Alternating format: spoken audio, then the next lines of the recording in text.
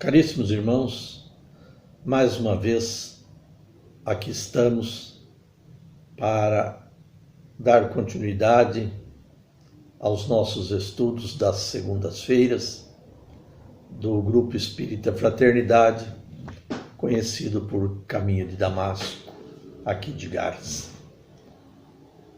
A sequência dos nossos estudos do Evangelho segundo o Espiritismo, nós vamos ao penúltimo capítulo do livro, que é o capítulo 27, Pedi e obtereis,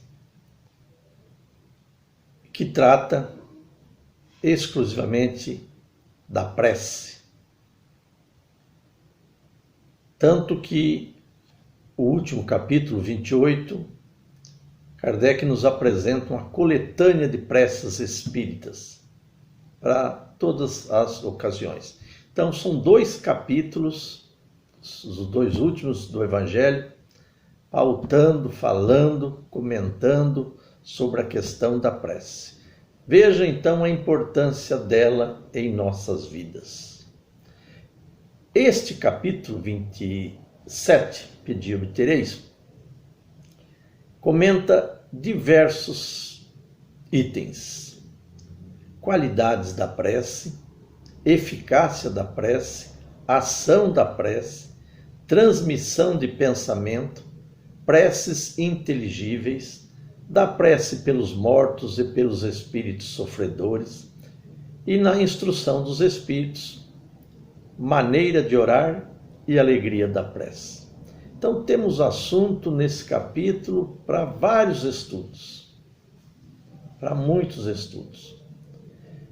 E a prece já foi abordada primeiramente no livro inicial, aquele que marcou o lançamento da doutrina dos Espíritos, conhecido Livro dos Espíritos. Lá no livro 3º deste livro, As Leis Morais, Kardec, dentro da primeira lei, que é a lei de adoração, tem um item em que ele já fala sobre a prece.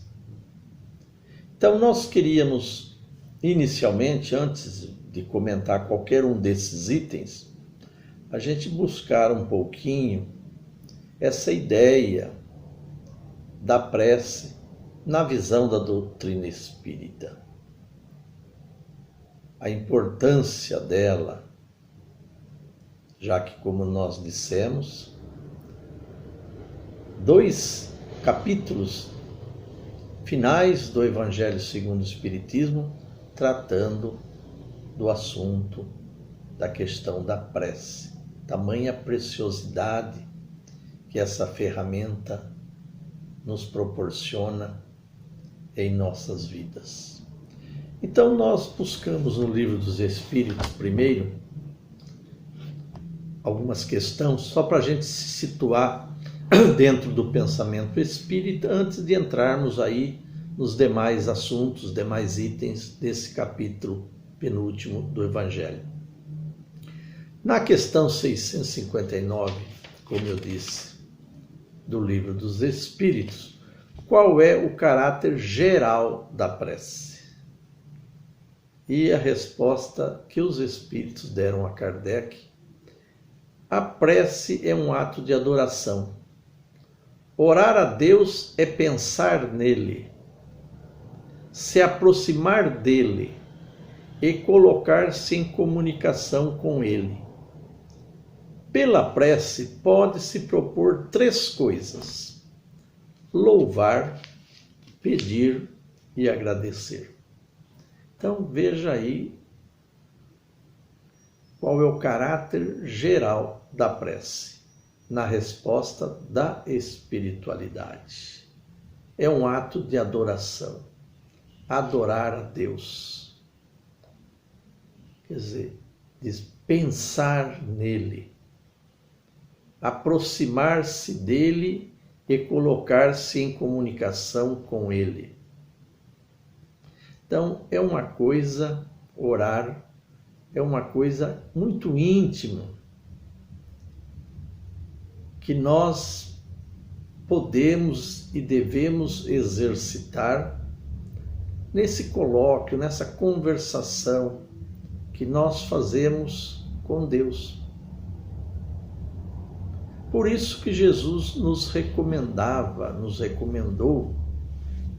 procurar um lugar tranquilo, um lugar reservado, aonde pudéssemos fazer essa conversação com Deus. Não necessariamente através de palavras articuladas, mas, sobretudo, através do pensamento, que é o veículo de comunicação entre os espíritos. Quando nós falamos com Deus, direta ou indiretamente, porque podemos fazê-lo através daqueles aos quais nós recorremos como intermediários, já que nós, na nossa limitação e pequenez, estamos tão distante do Criador, podemos nos valer daqueles que se encontram mais próximos, espíritos mais elevados, irmãos nossos que já galgaram degraus através de muitas experiências e que se prestam ao trabalho de servir de intermediário entre os planos.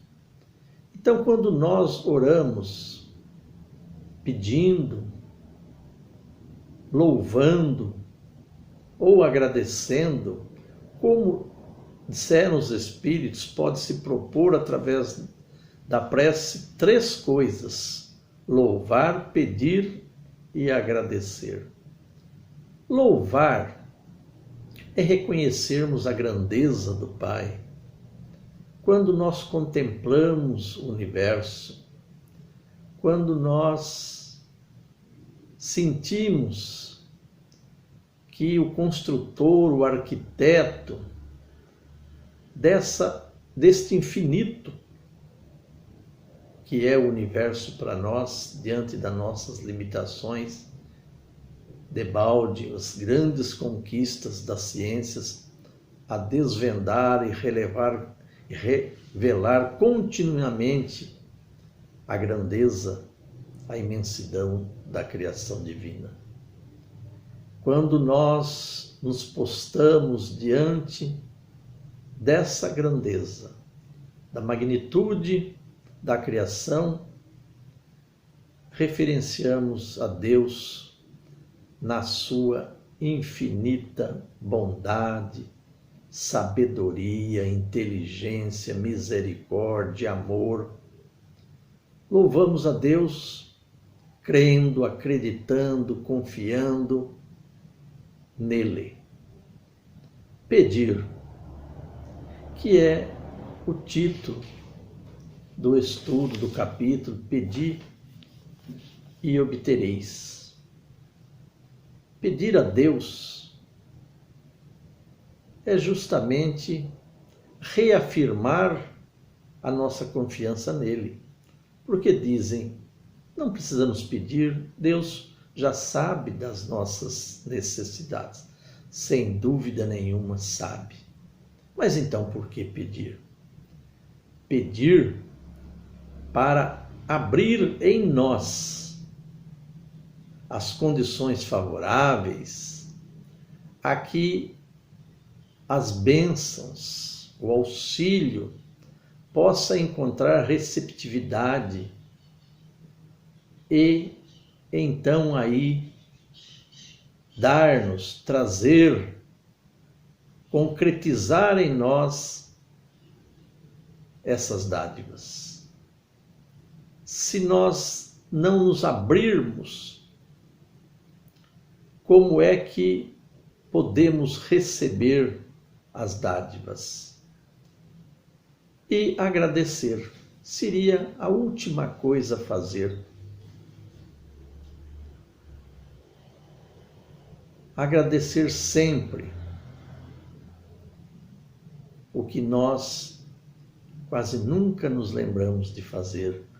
Como disse, é o que nós tão pouco ou ultimamente fazemos. Mas agradecer é um dever de sempre e de todas as horas. Agradecer a Deus por sabermos que tudo dele promana, tudo dele vem e nós recebemos por sua bondade, pelo seu amor e pela sua misericórdia. Nós vamos,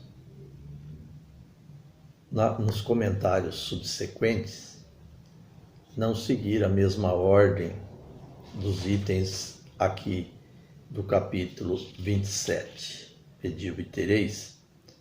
Nós vamos deixar para um comentário dos estudos posteriores, qualidades da prece, eficácia da prece e ação da prece. Como nós discorremos um pouquinho sobre a prece, voltando até no livro dos Espíritos, nós vamos ver aqui então o item agora, na sequência desses nossos estudos, ação da prece, transmissão do pensamento. Nós falamos da recomendação do Cristo que, a orarmos, nos recolhêssemos no nosso quarto, fechássemos a porta, ou seja, buscássemos um lugar tranquilo onde pudéssemos conversar com Deus, valendo-se desta possibilidade que como espírito temos de dialogar uns com os outros. Dissemos que isso pode ser feito diretamente ao Criador ou valendo-nos dos intermediários, aqueles bons espíritos, sobretudo os espíritos superiores, que são aqueles que já construíram uma condição de estar mais próximos ao Criador e também ao qual nós temos mais facilmente acesso e que possam e são os intermediários com os quais nós contamos. Então, a ação da prece e transmissão do pensamento, nós vamos ver aqui no Evangelho o que isso significa. A prece é uma invocação. Por ela, um ser se coloca em comunicação mental com outro ser ao qual se dirige, que é o ato de quando nós oramos, seja falando diretamente com o Criador, com Deus, ou com outros irmãos nossos, dos quais nós podemos nos valer nestes momentos. Ela pode ter por objeto um pedido, um agradecimento ou uma glorificação. Aqueles três aspectos que nós vimos lá, três coisas: louvar, pedir e agradecer, lá da questão 659 do Livro dos Espíritos, qual o caráter geral da prece. Pode-se orar por si mesmo, por outrem, pelos vivos ou pelos mortos. As preces dirigidas a Deus são ouvidas pelos espíritos encarregados da execução das suas vontades. Aquelas que são dirigidas aos bons espíritos são levadas a Deus. Quando se ora a outros seres, senão a Deus, é apenas na qualidade de intermediários, intercessores, porque nada se pode fazer sem a vontade de Deus. Tudo isso nós já, de alguma forma, comentamos. Podemos orar por nós, por outro, por vivos, por mortos, porque todos somos espíritos e estamos ora num plano, ora no outro. Como espíritos encarnados, estamos num mundo limitado e como espíritos desencarnados, estamos no mundo primeiro onde fomos criados, de onde viemos e para onde retornamos após as experiências no mundo físico. Nós podemos nos dirigir a Deus ou a esses intermediários, como nós já por mais de uma vez aqui nos referimos, porque são eles que podem e que estão à disposição, tarefa dos bons espíritos, dos ceareiros do bem, de servir, de ajudar. Deus nos deu a todos um espírito protetor e um anjo guardião, conforme consta da doutrina, e essa ideia do anjo guardião não é privilégio da doutrina espíritas. Todos têm essa ideia de que dispomos de um que vela por nós. Realmente, Deus concede a cada criatura um cuidador, aquele espírito mais capacitado que ele para ajudá-lo. Mas não é só esse espírito protetor, esse anjo guardião que vela por nós. Todos os bons espíritos trabalham incansavelmente pelo bem da criatura, pelo bem da humanidade. Nós temos à nossa volta o mundo espiritual. Segundo as colocações que encontramos na codificação espírita e em todas as demais obras da literatura, o mundo espiritual é mais amplo, compõe-se de mais seres do que o mundo encarnado. Ou seja, existe mais espíritos no mundo desencarnado ou no mundo encarnado. O universo compõe-se das criaturas criadas por Deus, dotada de inteligência e que participam, são co-criadoras na obra divina.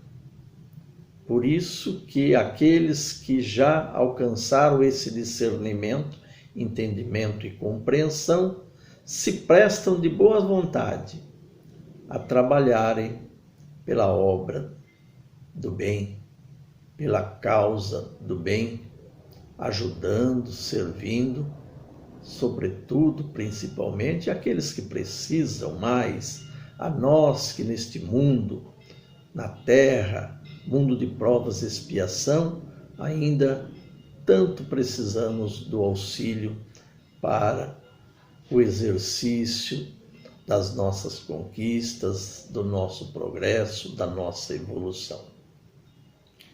Através do pensamento é que nós podemos estar em contato com eles, seja para intercessão junto ao Pai, seja para o auxílio que eles diretamente podem e têm condições de nos ajudar. Continua o comentário a este item da ação da prece e transmissão do pensamento. Nós lemos o 9, agora o 10. O Espiritismo nos faz compreender a ação da prece, explicando o modo de transmissão do pensamento, seja quando o ser chamado vem ao nosso apelo, seja quando o nosso pensamento o alcança. Para se inteirar do que se passa nessa circunstância, é preciso mentalizar todos os seres encarnados e desencarnados, mergulhado no fluido universal que ocupa o espaço, como somos neste mundo na atmosfera. Esse fluido recebe um impulso da vontade, é o veículo do pensamento, como o ar é o veículo do som. Com a diferença de que as vibrações do ar são circunscritas, enquanto que as do fluido universal se estendem ao infinito. Portanto, quando o pensamento é dirigido a um ser qualquer, sobre a terra ou no espaço, de encarnado a desencarnado ou de desencarnado a encarnado, estabelece-se uma corrente fluídica de um para outro, transmitindo o pensamento como o ar transmite o som. Então, é através desse fluido que enche o universo, que constitui o universo, como se fosse a atmosfera desse pequeno mundo, nosso planeta Terra. Estamos falando de um fluido universal, através do qual o pensamento ecoa, através do qual ele vai, ele vem. Por isso, o pensamento nosso é algo que expande-se, indo a todos os lugares ao qual possa chegar, segundo as intenções, a vontade, a intensidade das nossas emanações, e através do qual nós recebemos também os pensamentos, as ideias, as intuições, tudo aquilo que possa ser, através deste veículo, ser nos endereçado pelo trabalho da espiritualidade. A energia da corrente está em razão do vigor do pensamento e da vontade. Por isso, a prece é ouvida pelos espíritos em qualquer lugar em que eles se encontrem. Os espíritos se comunicam entre si, nos transmitindo suas inspirações. Os intercâmbios se estabelecem à distância entre os encarnados. Então, é através do pensamento e através deste fluido que constitui o fluido universal que nós estamos podendo comunicar-se, transmitindo e recebendo aquilo que nós podemos precisar ou queremos passar de uns para os outros, seja neste mundo físico ou no mundo espiritual, seja de um para o outro ou entre os mesmos planos. O pensamento é o veículo de comunicação entre os espíritos. Continuando ainda os comentários deste item, nós temos aqui: pela prece, o homem chama para si o concurso dos bons espíritos, que vem sustentá-lo nas suas boas resoluções e inspirar-lhe bons pensamentos. Adquire assim a força moral necessária para vencer as dificuldades e reentrar no caminho reto se dele se afastou, assim como afastar de si os males que atrai por sua própria falta. Um homem, por exemplo, vê a sua saúde arruinada pelos excessos que cometeu e arrasta até os fins de sua vida de sofrimentos.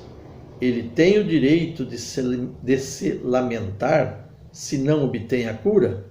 Não, porque poderia encontrar na prece a força para resistir às tentações.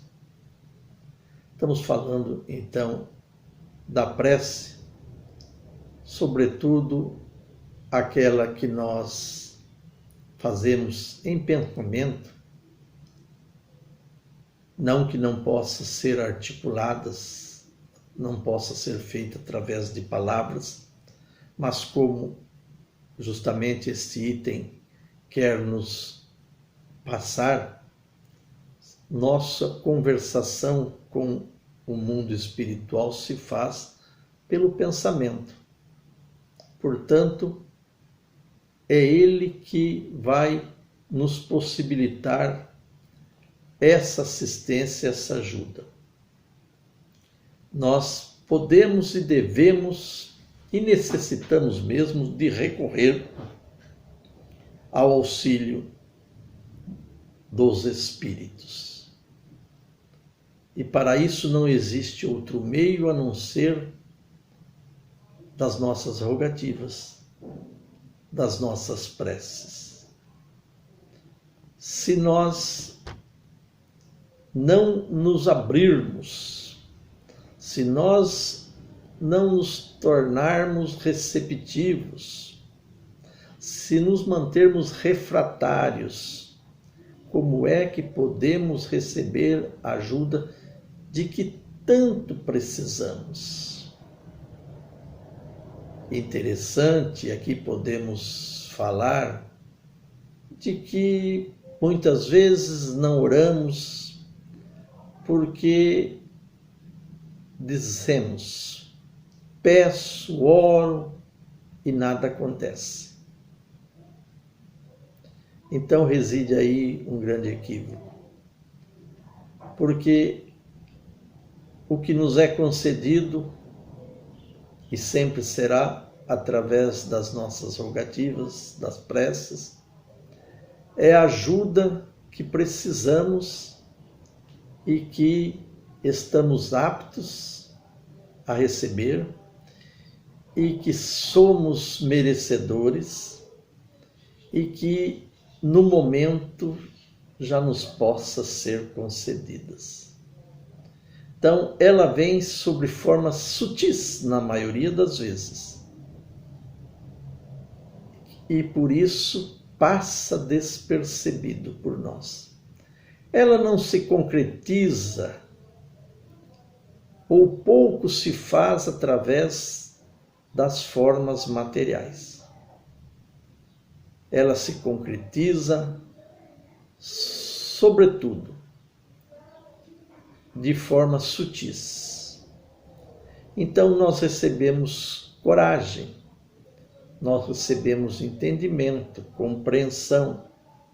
Ela, podemos dizer, atua-se mais sobre a forma moral do que material.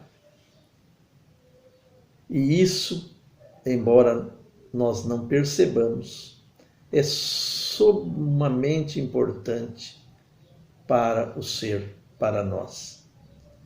Ter fé, confiar, crer, animar-se, encorajar-se, tudo isso nós recebemos através do trabalho da espiritualidade por concessão do Criador, Deus Pai. Então, se, como diz aqui, não podemos reclamar se não obtermos a cura. Porque a cura, no sentido vulgar da palavra, nem sempre é o remédio melhor de que precisamos. Porque tudo tem uma razão de ser em nossas vidas. Todos os acontecimentos, sobretudo as vicissitudes da vida, têm uma razão de ser. E nós precisamos de entender isso, compreender isso e encontrar aí a força e a coragem para vivenciar tudo isso na certeza de que tudo passa, tudo passará. Ficará a experiência, ficará o aprendizado, ficará as conquistas importantes, necessárias do espírito, aquilo que faz parte do seu patrimônio e aquilo que nós levamos, trazemos e levamos conosco a cada estadia terrena. Mais à frente, são diversos itens neste comentário sobre a transmissão do pensamento. Nós estamos lendo algum trechinho que julgamos melhor adaptável para este momento do estudo. Então ele diz lá, terminando já: o poder da prece está no pensamento. Ela não se prende nem às palavras, nem ao lugar, nem ao momento em que é feita. Pode-se, pois, orar em toda parte, a qualquer hora, sozinho ou em comum. A influência do lugar ou do tempo prende-se às circunstâncias que podem favorecer o recolhimento. As preces em comum têm uma ação mais poderosa quando todos aqueles que oram se associam de coração a um mesmo pensamento e têm o mesmo objetivo, porque é como se todos gritassem em conjunto e em uníssono. Mas o que importa é estarem reunidos em grande número se cada um age isoladamente e por sua própria conta. 100 pessoas reunidas podem orar como egoístas, enquanto que 2 ou 3, unidas em comunhão, em comum aspiração, orarão como verdadeiros irmãos em Deus, e sua prece terá mais força que a dos outros 100. Termina aqui o comentário de Kardec nesse item. E veja que colocação interessante. Não se prende a palavras, a lugar, ao momento. Não. Pode-se orar em toda parte, em qualquer hora, sozinho ou em comum. Então, desde que nós encontramos um lugar, um momento, sozinho ou em comum, em que podemos nos recolher em pensamento, elevar ele a Deus, buscarmos na intercessão, no trabalho, na ajuda dos bons espíritos a quem nós recorremos, nós estaremos fazendo aquilo que Jesus nos recomendava. E, sobretudo, se os nossos propósitos, nossos objetivos, no caso de estarmos reunidos em 2 ou mais, comunguemos do mesmo sentimento, do mesmo pensamento. É a força, é a união de propósitos que faz a diferença. Por isso, é melhor que estejamos em menos pessoas juntas, reunidas, com mais união, para que a nossa prece possa ter mais alcance, que ela seja mais forte, que ela seja mais firme, que ela seja mais verdadeira do que um grande número em que os pensamentos são diversos, os objetivos são variados e não se consegue uma uniformidade, como diz, em uníssono.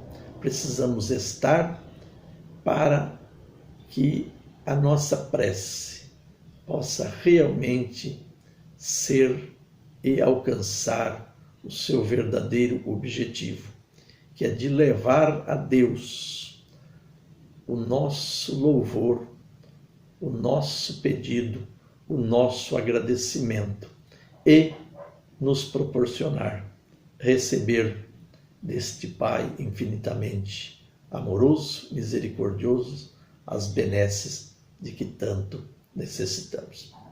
Fica aqui o convite para que nos estudos posteriores, acredito que ainda sejam mais de um, nós possamos comentar os outros itens que compõem esse capítulo 27, já voltando a dizer, tão importante que Kardec dedicou os 2 últimos capítulos, este e o 28, coletâneas de prece, para encerrar o Evangelho.